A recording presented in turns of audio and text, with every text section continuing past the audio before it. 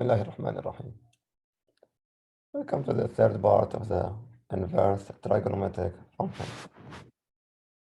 The last two parts we defined the inverse of the sine function, cosine functions, and the other trigonometric functions. And we said that the inverse of the sine function is given by this definition: y equal to sine inverse x if and only if x equal to sine y. And also we mentioned that to find the inverse for the sine function, it must be 1-to-1. And that's why we restrict the domain of the sine function. We define the sine function over the interval between minus pi over 2 to pi over 2. That's just to make it 1-to-1 so that we can find the inverse. So y equal to sine inverse x if and only if x equal to sine x, where x is between -1 and 1. This is the domain of the sine inverse, and the range is between minus pi over 2 to pi over 2. So this is the domain, and this is the range. Similarly, for the cosine inverse, y equal to cosine inverse if and only if x equal to cosine of y, where the domain is between -1 to 1, and the range for the cosine is between 0 and 1 pi. You can see that the range for the cosine is different from the range of sine inverse. Similarly, we define the inverse of the other trigonometric functions. For the tangent, we say that y equal to tangent of x. We define the domain to be minus pi over 2 to pi over 2. This is the domain. The range is between from minus infinity to plus infinity. And we have the asymptotes that x equal to minus pi over 2 and x equal to pi over 2. These are the asymptotes, where the cotangent or the tangent is not defined. For the inverse, we reverse the domain and the range. So the domain for the tan inverse is between minus infinity to infinity, and the range is minus pi over 2 to pi over 2 y, and the asymptotes are y equal to minus pi over 2 and pi over 2. Same thing for the cosecant. Domain minus pi to pi over 2, but x not equal to 0. The range, y is less than -1, or y is greater than or equal to 1, and the asymptote, we have x equal to 0. For the inverse, we reverse between x and y.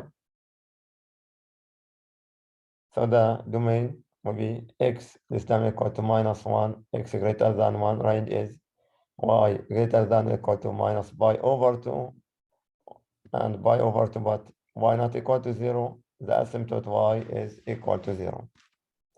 Same thing for the secant and for the cotangent.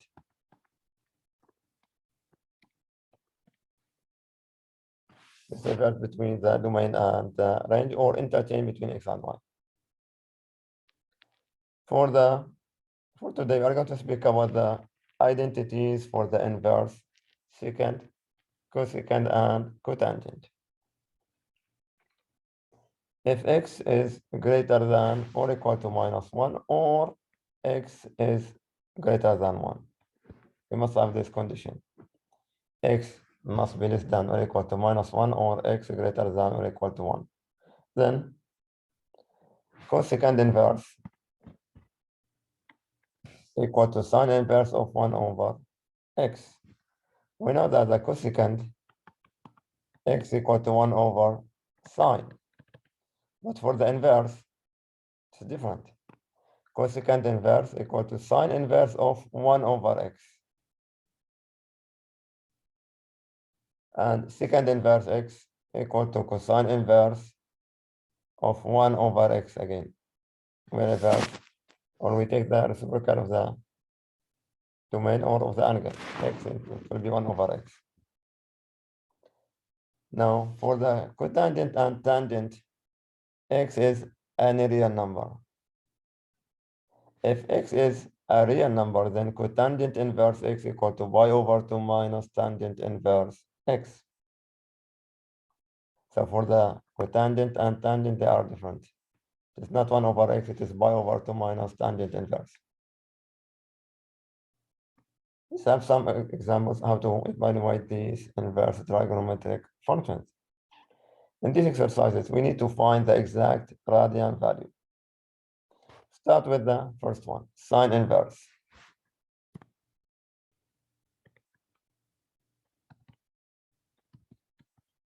Sine inverse of 1. So we are looking for the angle. We need to find theta. That's what we need to find for the inverse trigonometric function. We are given the value and we need to find the angle. Now sine inverse 1, we know that the domain for the sine inverse is between minus pi over 2 to pi over 2. This is the domain of sine inverse. And the only value for this theta, that will be pi over 2. We know that sine pi over 2 equal to 1.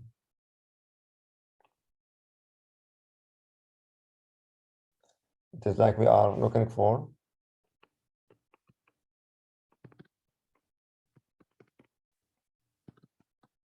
sine of theta equal to 1, and that theta will be pi over 2. Second one, sine inverse of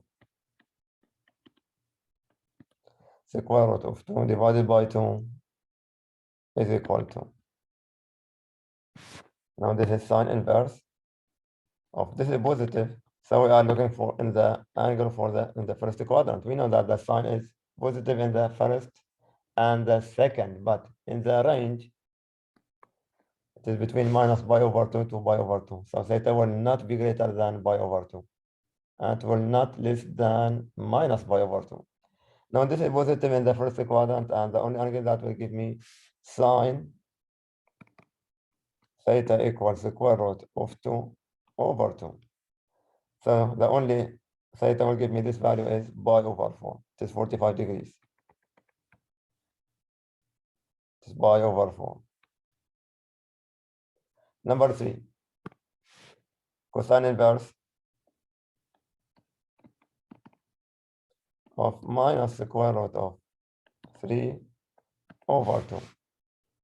Now the domain for the cosine inverse is from 0 to pi. And since this is negative, so we are looking for angle greater than pi over 2. It is in the second quadrant. Now cosine, if we just think about cosine inverse, square root of 3 divided by 2. So which angle?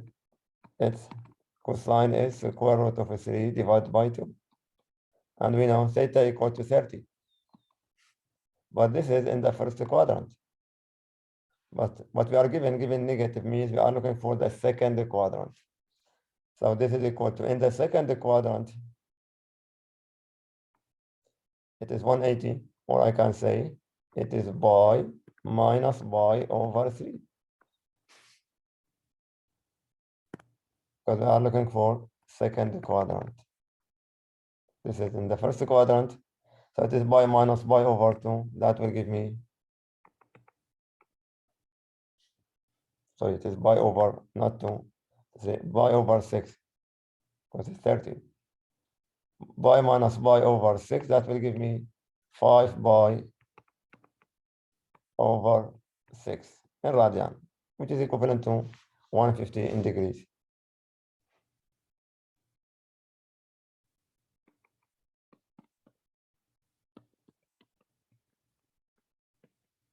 This is the answer. It is 150, or in radian it is 5 pi over 6. One more. Let's take number 4, cosine inverse minus 1/2.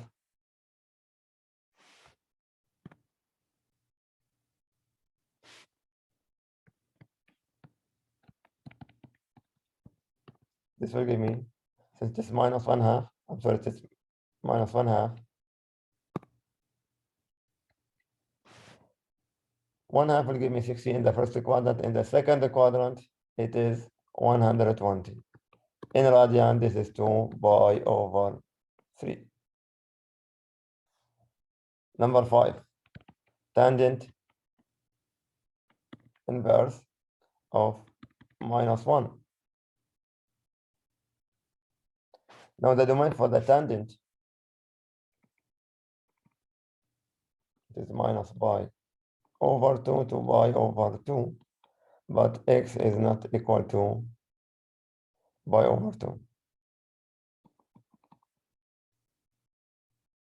or not equal to also 0. So sorry, because this should be open interval.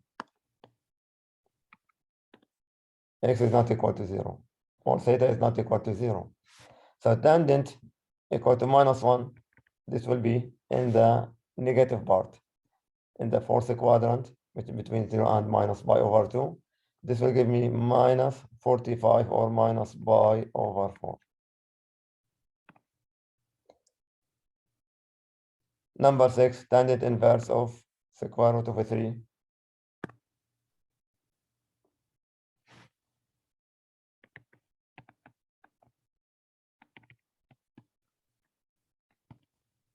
Is equal to. Now tangent inverse of, see, if we look at this triangle, 30 and 60. This is 1/2, and square root of 3 divided by 2. Now which angle is tangent equal to square root of 3? You know, the tangent is the opposite divided by the adjacent. So it is 60. You can see it is the sine over cosine. So I can, this will give me 60. And since it is positive, then we are looking for the first quadrant. This is equal to 60 in degrees, which is equal to pi over 3 in radian.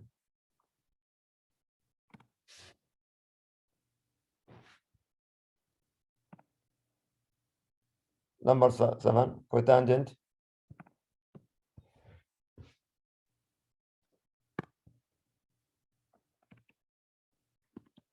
inverse of 3 over 3. Cotangent inverse of square root of 3 divided by 3. Now for the same triangle now, we have cotangent, it is cosine over sine. Or we can say it is the adjacent divided by the opposite. So this will give me, again, 60, because this can be written as cotangent inverse of 1 over square root of 3. But if we divide the cosine over this one, that will give me 60.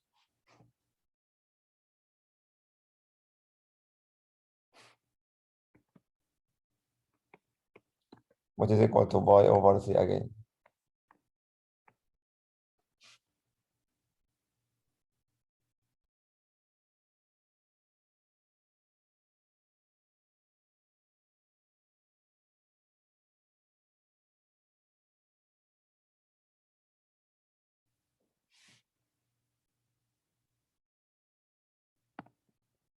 Number 8 is find, or number 9, okay, secant of -1/2 or 2.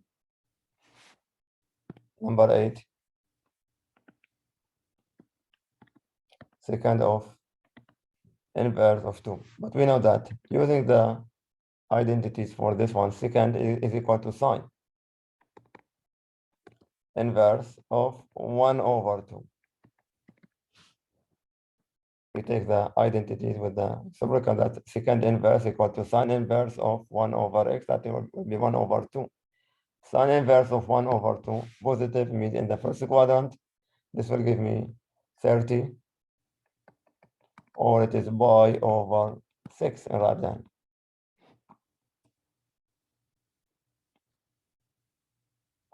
Number 9,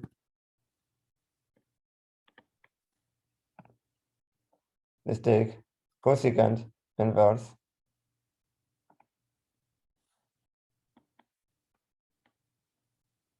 Sorry, this secant is cosine, not. Let me this mistake in the first one. Secant is equal to cosine inverse of 1 over 2. That will be 60, not 30, which is pi over 3.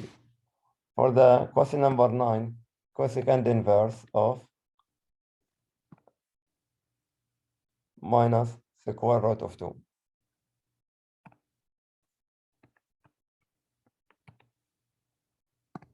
Cosecant is equal to sine inverse of minus 1 over square root of 2. Okay, I can write it also as sine inverse of minus square root of 2 divided by 2. This is negative. So theta must be negative. In this case, that will be minus pi over 4 radian.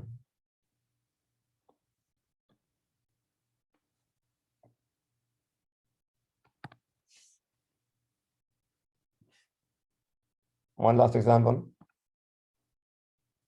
Find secant inverse, or take cosecant inverse of minus 2.